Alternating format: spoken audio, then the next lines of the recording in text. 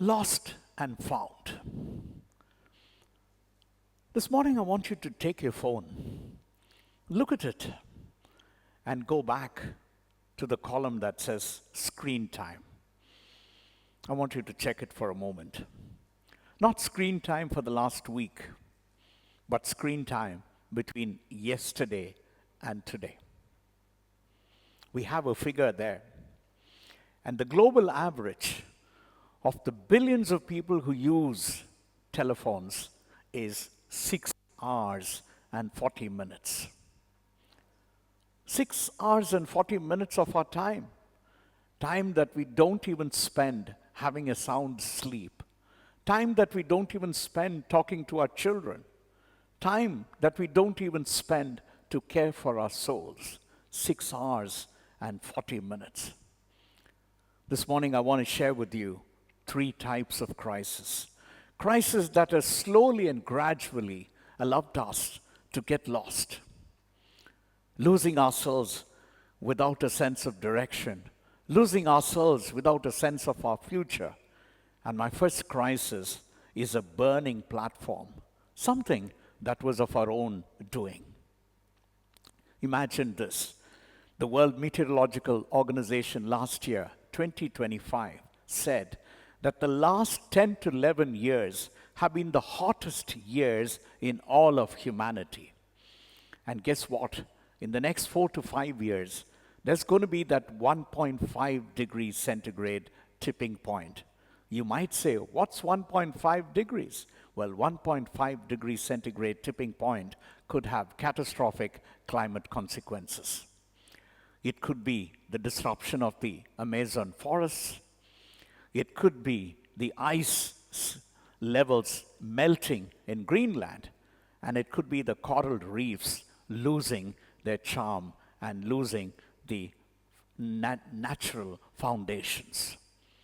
And we are losing our planet. And to add insult to injury, every single day we pollute our oceans, our lakes, and our rivers. Statistically, there is 2,000 garbage trucks load of plastic that get dumped into the waters every single day. And we make it worse by losing our sense of content and direction in terms of how we need to manage this beautiful planet that has been given to us. My second crisis is a crisis of design, a crisis that has divided humanity. If I tell you that 60,000 people, that's less than 1% of the total population, actually own 75% of the world's wealth, that's disturbing. And on the other side, 50% of human population, that's 4 billion people, live almost every single day on a daily existential basis. A disparity made of our own making. And to add insult to the geographic lottery, a child in sub-Saharan Africa would have the privilege of learning at the cost of 200 euros. A similar child in the European Union would have 7,500 euros, and a child in the United States would have 9,000, which is a 45-to-1 ratio of disparity. Not because the children there had special privileges, it's just that the child from Sub-Sahara was born in that location, and because of that, she is deprived of her educational rights. And over the years, there's been a tremendous deficit in trust that people today don't trust their governments, don't trust their leaders, and there's been a huge trust deficit over the years. Crisis number 3. In a world where all of us are connected every day to everyone, we also seem to have lost ourselves without being connected to our roots. We call this the paradox of the modern age. While one child dies of malnutrition every 10 seconds, By the time I finish the sentence, a child is gone. We are happily scrolling on our digital devices, and teenagers, of course, spend 8 to 8.5 hours every single day. Have we lost our will to do something for our humanity? Have we lost our power to empathize? Have we lost our compassion? It's time to rethink. And the mental health toll is taking its own challenges. A Stanford University study graphically depicts that anxiety among youngsters and teenagers is on the rise. And the WHO says that there could be a global mental health crisis in the coming years. Well, all is not lost. Humanity has never been lost without someone finding the way back.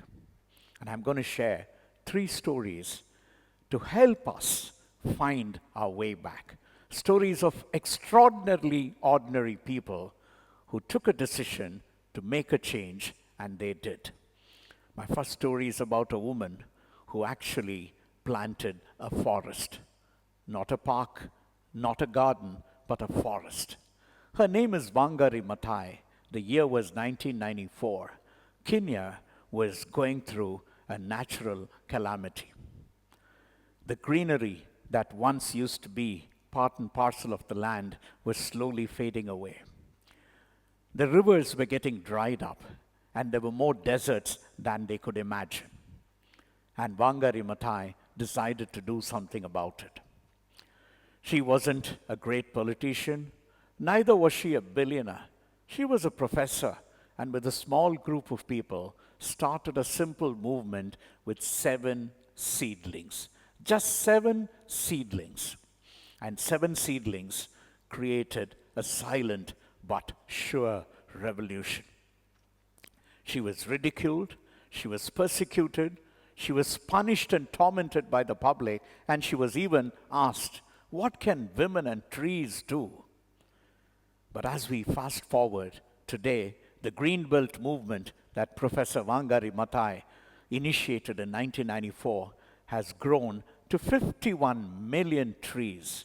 51 million trees, and has empowered 30,000 farmers in different parts of Kenya on sustainable agriculture, beekeeping, and various other initiatives. 7 seedlings, 51 million trees, a revolution made because one woman made her mind to make that change. My second story is about a man who lent $27. He was Professor Muhammad Yunus, who felt that the classroom economics that he was teaching was not going to help in changing the poverty levels of people in his country, Bangladesh. He came across a very serious problem, a problem of credit, a problem of common people falling a prey to lenders who would trap them in a lifetime of credit. And in his neighboring village, he identified 42 villagers. 42 villagers who were trapped into a perennial debt trap of $27. And from his own pocket, he gave the $27 and told them that they could repay it whenever they had the ability. That $27 was the root for a global revolution which went on to become the largest microfinance institution in the world today, which has topped $35 billion to more than millions and millions of impoverished people, 94% of them being women. A silent but sure revolution that has transformed the economic prosperity of a nation. $27 to $35 billion. And guess what? The Grameen Bank has the world's largest and fastest loan recovery system ever. 98% of its beneficiaries return the money that they borrow.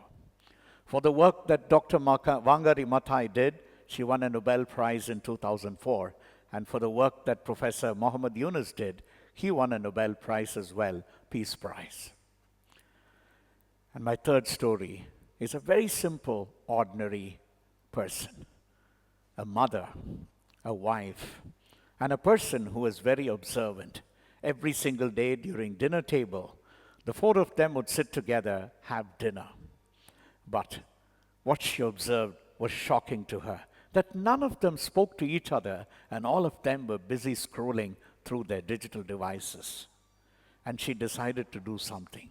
She brought in a simple basket. She called it the phone basket. She dropped her phone inside the basket and ensured that everybody's telephones were also put there. From 8 p.m., there was a curfew on digital usage. And every weekend, the family decided they would go on adventural pursuits. And in 30 days, the differences were striking. Children who were reticent to even talk to their parents started conversing. Her teenage son started having long walks with mom and dad, speaking wonderful things about his future and his life. Their 9-year-old daughter, who used to be a good artist and had forgotten it thanks to her digital obsession, went back to drawing. Friends, the lesson is very simple, that we need to model our behaviors to the change that we want others to do for us. A simple micro intervention that can make lasting change. The secret to change is all about modeling, which matters more than rules. When I put my phone away, I ensure that everybody else follows suit. And this, as you see on the matrix, is how small investments in time, in effort, and in resources bring tremendous macro changes. The core thesis, it's on us. We sometimes have a challenge, a very interesting challenge, a challenge called learned helplessness.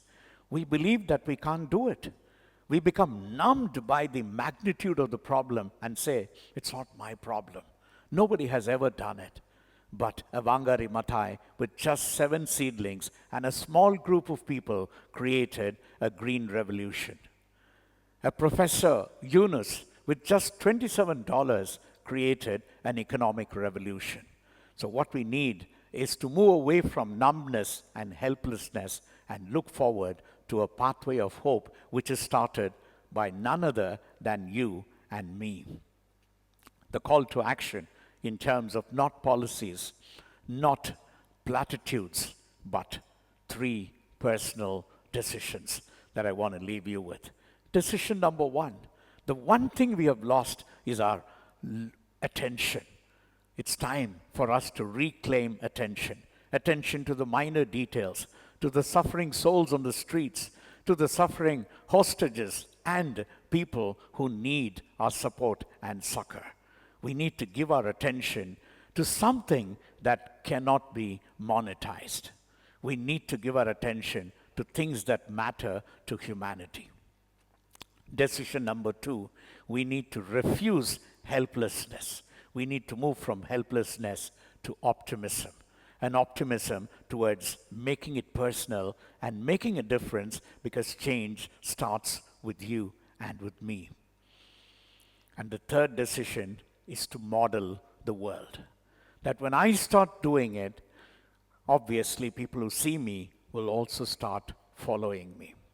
And I think the world is not waiting for a hero. It is waiting for you to remember that you already are one. I want to end this by a quote from Steve Jobs, who said, "It's the crazy ones who believe who can change the world who actually do." Go on, be a little crazy and start changing the world, one work, one deed at a time. Thank you.